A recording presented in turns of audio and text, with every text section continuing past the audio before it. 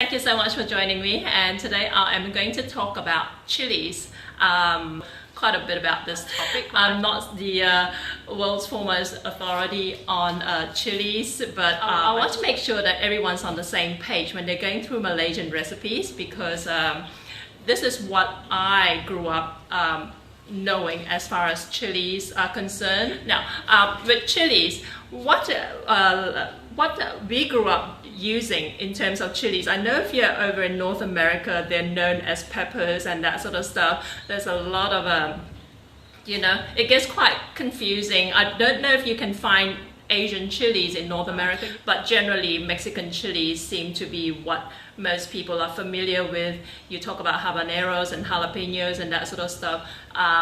I've never really used them in any of my cooking, but I don't, that's part of what I want to cover today as far as chilies are concerned. But first and foremost, the two types of chilies that you basically need to learn in Asian cooking, or in Malaysian cooking certainly, and that's all you need, are what we call red chilies, large red chilies, and bird's eye chilies, okay, and that's it.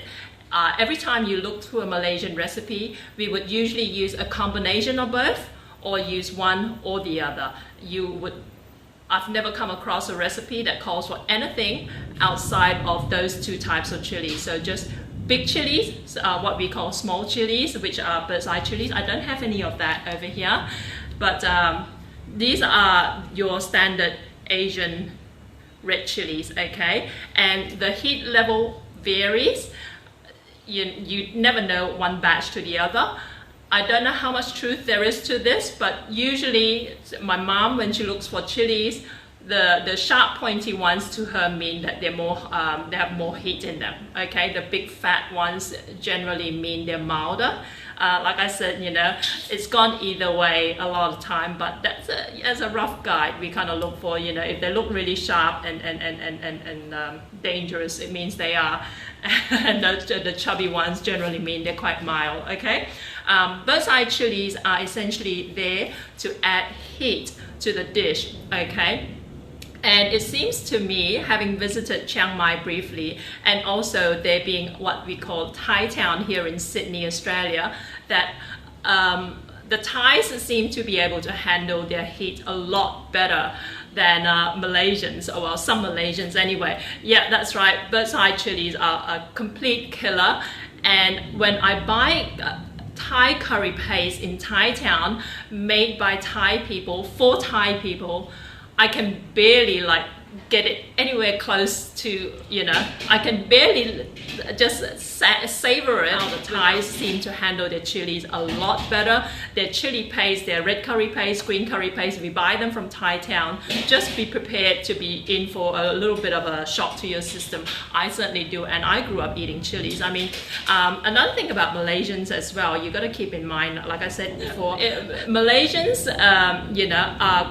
we're quite multicultural, and there is I think Thailand, the cuisine is more homogeneous, so all the Thais seem to be more or less on the same page in terms of their flavor profile and that sort of stuff. Malaysia, you look through Malaysian recipes, the Malaysian cuisine landscape, there are distinct differences between the Chinese, the Malays, and the Indians, and what we eat on a day-to-day basis, okay? To us, to the Chinese, sometimes maybe having a banana leaf curry would be like a special occasion thing. It's not something we would eat for lunch as a matter of course. Most of the time at home, we would be cooking more Chinese dishes. So a lot of the Chinese in Malaysia can't actually handle a lot of heat in their dishes. So, when I talk about Chinese dishes, not too dissimilar to what you might find in, I guess, Hong Kong or something like that. Okay, now, so big chilies, small chilies, and the other thing you got to keep in mind, we also use dried chilies,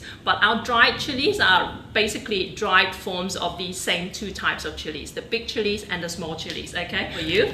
And dried big chilies generally are darker color, and they tend to be smooth skinned, and the way you prepare them is you need to boil it in water. I see a lot of recipes where they say just soak it in hot water for 10 minutes. To me, that's never cut it for me, okay? It's just still going to be quite leathery and hard to work with. What I certainly do is I stick it in a saucepan, immerse it in enough water to cover it, and then simmer it for about 10 minutes, keep the lid on, turn off the heat, and let it sit for another 10 minutes or so, and then you strain it out.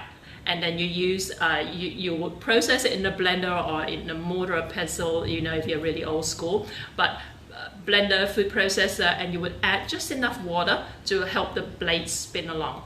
And there's no exact science to it. If you find that you're getting quite a thick mixture, just add more water to it. Usually you would be blending it in a couple of separate batches. So if the first batch is too watery or runny, just take out half of it and then add more chili to it to get a thicker consistency with your second batch, okay? And same with bird's eye chilies. Usually bird's eye chilies, when they're dry, they crinkle up. So you might find them like, it's kind of like a lighter red color, and they'll be smaller obviously, and they'll be all crinkly, okay? But in terms of handling it, it'll be the same. Now, the other thing is, like I mentioned about Thai, one Thai massage, we'll know all about this, but chili powder, okay, and chili flakes. I don't know about Australian or Western chili powders and chili flakes, but I buy the Thai variety because that seems to be the only variety they carry at my local Asian grocery store where I do a lot of my shopping. Their chili powder, let me see, where have I got it?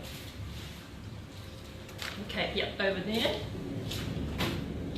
It looks pretty harmless, okay? This is the chili powder.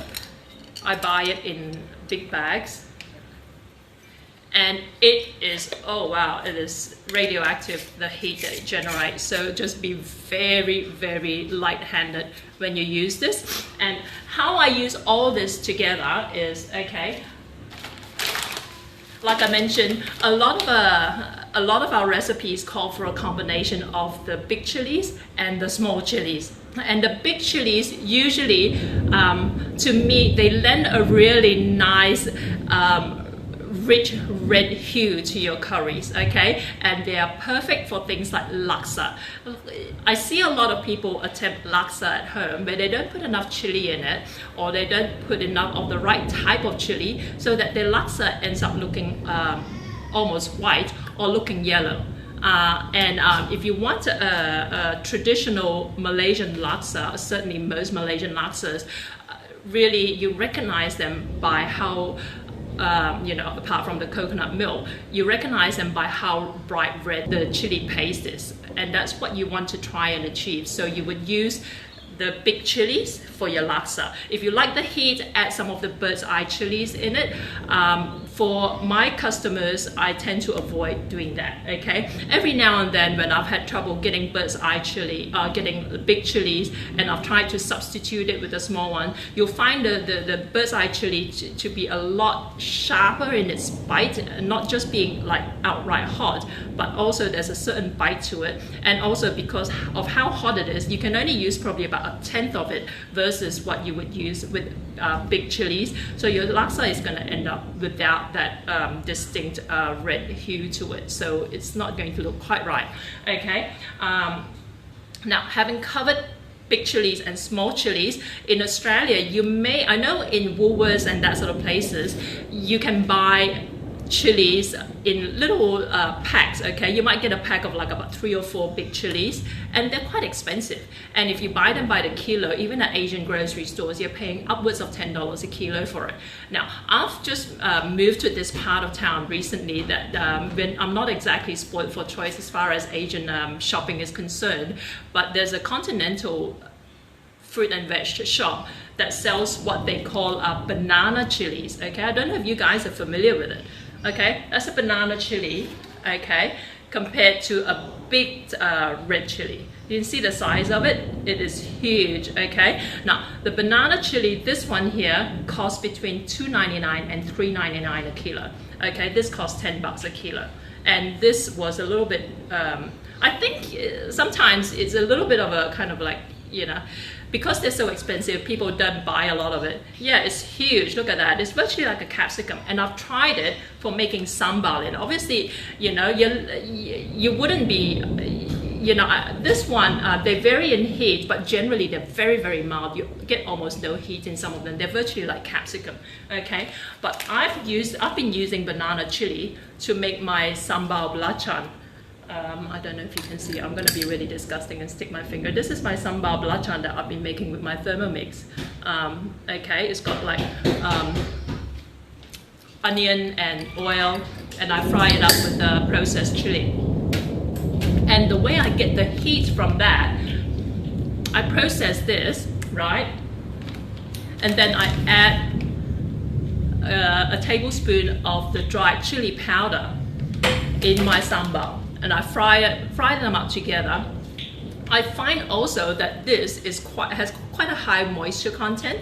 Okay, so once I blend it, it's generally a little bit more watery than this. Usually when you blend this, even the fresh variety, I know I mentioned, yeah, you can control the heat better, and also generally it's just like more economical to use this. But I think this has worked really well for me in recent weeks, just experimenting with that. So chili powder, very, very hot, and this is, you know, virtually no heat or very mild, okay? And try that, give it a shot.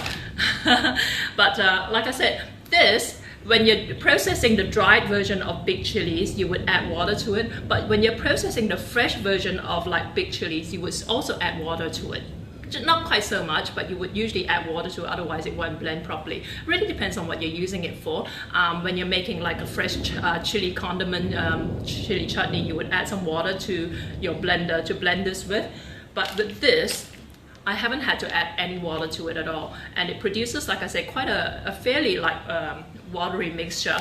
And in fact, I actually have to dry fry it a little bit just to, you know, just to kind of like, cut out some of the moisture before I add oil to fry it to turn it into a sambal. So I think this is a chili powder, and I don't even remember why I bought this.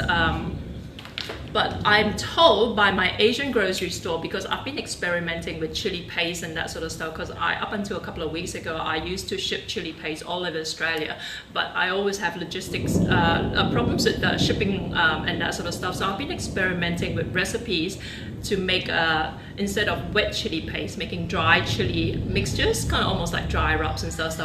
You know, then I can just chuck it in an envelope or whatever and ship it around the world, really, virtually, because when you're shipping something wet, you know, you've got issues in terms of packaging, in terms of how well they hold up and all that sort of stuff. But I was told by my Asian grocery store that a lot of Asian restaurants buy paprika.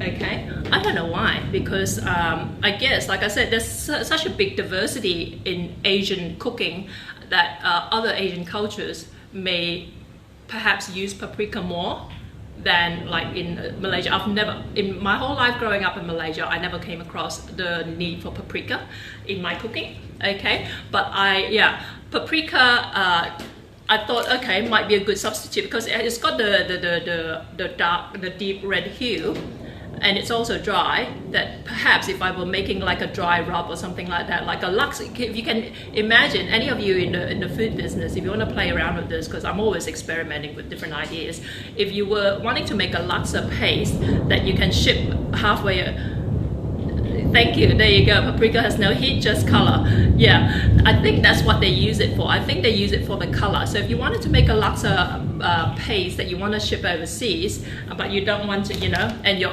only options are the Thai dried chili, crushed chili, and this, maybe this would be a good option to use. Okay, then you would combine that with a dried onion, combine that with a dried shrimp powder and that sort of stuff.